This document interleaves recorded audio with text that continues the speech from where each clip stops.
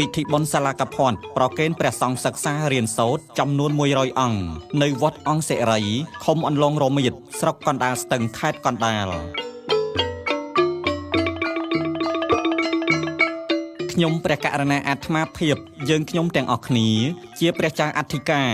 លោកអាចារ្យគណៈកម្មការនិងពុទ្ធបរិស័ទចំណុះជើងវត្តអង្គសេរីបានស្រស់ស្រួលមូលមតិគ្នាជាឯកច្ឆន្ទដូចផ្ដើមប្រារព្ធធ្វើពិធីបុណ្យសាលាកភ័ណ្ឌដើម្បីប្រគេនតយទានដល់ព្រះសង្ឃដែលសិក្សារៀនសូត្រចំនួន100អង្គនិងដើម្បីប្រមូលបច្ច័យកសាងកុដិនៅវត្តអង្គសេរីដែលកុដិមួយខ្នងនេះមានទទឹង21ម៉ែត្របណ្ដោយ34ម៉ែត្រកម្ពស់3ជាន់កំពុងកសាងរាល់ថ្ងៃ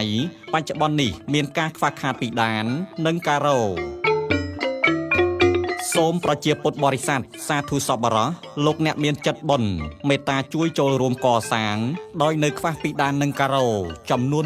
1500ម៉ែត្រការ៉េក្នុងមួយការ៉េពីដាននិងការ៉ូតម្លៃ120,000រៀលអាស្រ័យហេតុដូចបានប្រកេននិងជម្រាបជូនខាងលើសូមនិមន្តគោរពអញ្ជើញព្រះតេជគុណព្រះថេរានុថេរៈគ្រប់ព្រះអង្គឯកឧត្តមលោកអ្នកអុកញ៉ាលោកជំទាវលោកស្រីអ្នកនាងកញ្ញាព្រមទាំងពុទ្ធបរិស័ទជាសប្បុរសជិតឆ្ងាយទាំងអស់ព្រះមេត្តាអញ្ជើញចូលរួមចាប់មគ្គផលតាមកម្លាំងសទ្ធាជ្រះថ្លារៀងព្រះអង្គរៀងខ្លួនកុំបីអខានឡើយ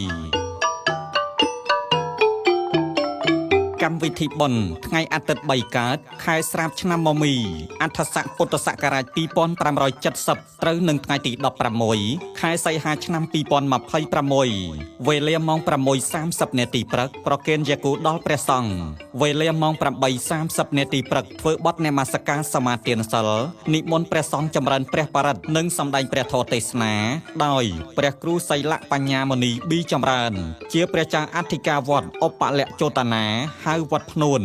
វេលាម៉ោង 10:00 នាទីព្រឹកលោកអាចារ្យវេសាលាកភ័ណ្ឌប្រគេនដល់ភិក្ខុសង្ឃរួចហើយនិមន្តព្រះសង្ឃទទួលភ័ណ្ឌនិងប្រគេនតយទានដល់ព្រះសង្ឃតាមកន្លែងរៀងខ្លួនសូមបញ្ជាក់បន្ថែមថាបច្ច័យនិងតយទានត្រូវបានប្រគេនដល់ព្រះសង្ឃតាមស្លាករៀងខ្លួន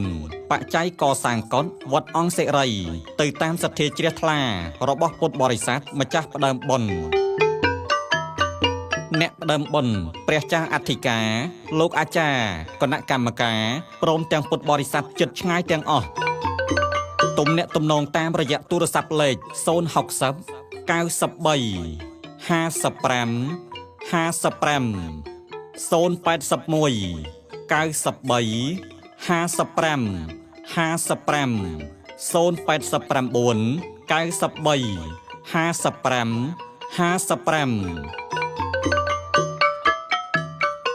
សុខោបញ្ញសៈឧច្ចយោការសន្សំបុណ្យរមែងនាំមកនៅសេចក្តីសុខសូមអរព្រះគុណនិងសូមអរគុណ